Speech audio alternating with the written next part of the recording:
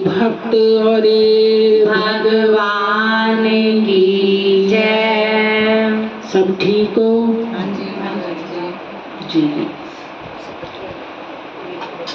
आओ।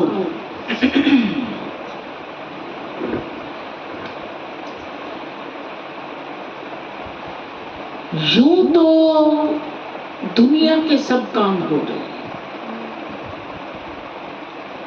चाहे किसी के टेंशन से लगाओ, चाहे खुश हो के लगाओ, चाहे जैसे लगाओ, सब हो रहे हैं। मगर गुरु के प्यारे का काम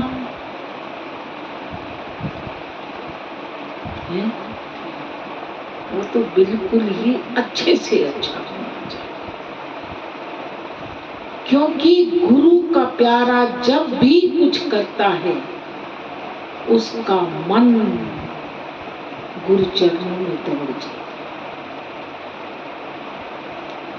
सतगुरु सब ठीक कर, मन पहले गुरु चरणों में दौड़ जाता और होना भी चाहिए। गुरु के प्यारे को गुरु की आशीर्वाद जब मिलती है उसे तसल्ली हो जाती है, क्योंकि जो गुरु चरणों से जुड़े हैं वो बड़े भाग्यशाली, बहुत भाग्यशाली। हर कर्म के अंदर सतगुरु का ध्यान पहले।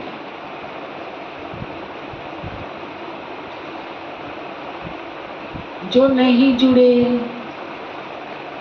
वो कहीं भोलेनाथ को देखते हैं, माता को देखते हैं, कहीं भी देखते हैं।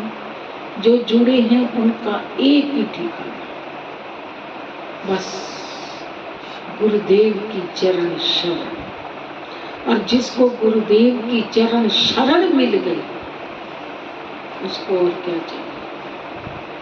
एक ठिकाना जिसका बन गया, घर एक बन गया, कितनी टेंशनें खत्म है।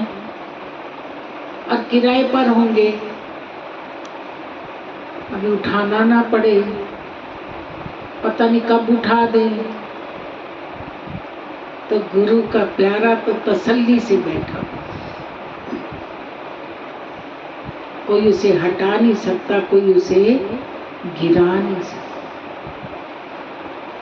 विश्वास पूर्णता से, पूर्ण भाव से गुरु भक्त के अंदर विश्वास हो, क्योंकि विश्वास बहुत बड़ा काम करता है। और जहां भक्ति का नाम आता है तो भक्ति के नाम में पहले विश्वास की बात आती है। भाव और विश्वास जिस भक्त के अंदर होता है वो सब कुछ प्राप्त कर लेता है। धन्य को जब धन्य के पिता बाहर जाने लगे और उन्होंने कहा, बेटा मैं बाहर जा रहा हूँ, ठाकुर जी को स्नान कराना, भोग लगाना, ऐसे ऐसे सब कर बताया। ठीक है पिताजी। वो घर से बाहर गए, पीछे बच्चे की ड्यूटी थी, स्नान कराया, भोग लगाया, भोग खा लिए। कहते पिताजी से तो रोज खाते थे, मेरे से भोग नहीं खा रहे। पिताजी कहेंगे ठाकुर जी को कमजोर कर दिया, भूखा रख दिया है? वो कभी मीठा बना के लाते हैं, कभी नमकीन लाते हैं, कभी मिठाई लाते हैं, कभी जूस लाते हैं, कभी कुछ लाते हैं, नाना प्रकार के व्यंजन।